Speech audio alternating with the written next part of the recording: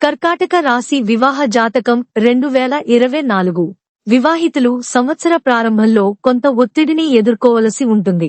6వ ఇంటిలో సూర్యుడు మరియు కుజుడు మరియు 8వ ఇంట్లో శని ఉండటం వల్ల 7వ ఇంట బాధిత స్థితిలోనే ఉంటుంది.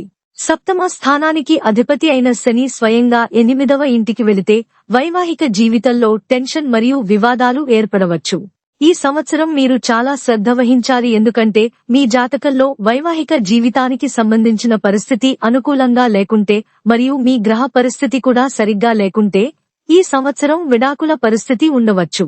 ఎందుకంటే అత్తమామల జోక్యం మీ సంబంధాన్ని పెంచుతుంది మరియు ఇది మీ వైవాహిక జీవితంలో కష్టాలు పెరగడానికి దారి తీస్తుంది. సూర్యుడు మరియు కుజుడు 7వ ఇంట్లోకి ప్రవేశించడం వల్ల జనవరి మరియు ఫిబ్రవరి నెలలో మరింత ఇబ్బందికరంగా ఉంటాయి.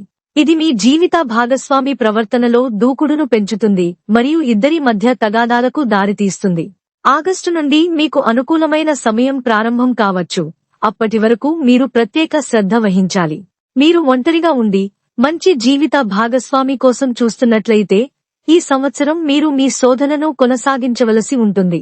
సంవత్సరం చివరి నెలల్లో మీ వివాహానికి చాలా తక్కువ అవకాశం ఉండవచ్చు, లేకుంటే వచ్చే సంవత్సరంలో వివాహం చేసుకునే అవకాశాలు చాలా ఎక్కువగా ఉంటాయి. వివాహానికి సంబంధించిన విషయాలు ఈ సంవత్సరం ఖచ్చితంగా కొనసాగుతాయి, కానీ ఈ సంవత్సరం అననుకూల స్థానాల్లోని గ్రహాల స్థానాల కారణంగా తదుపరి వివాహం మీకు మంచిదని నిరూపించవచ్చు.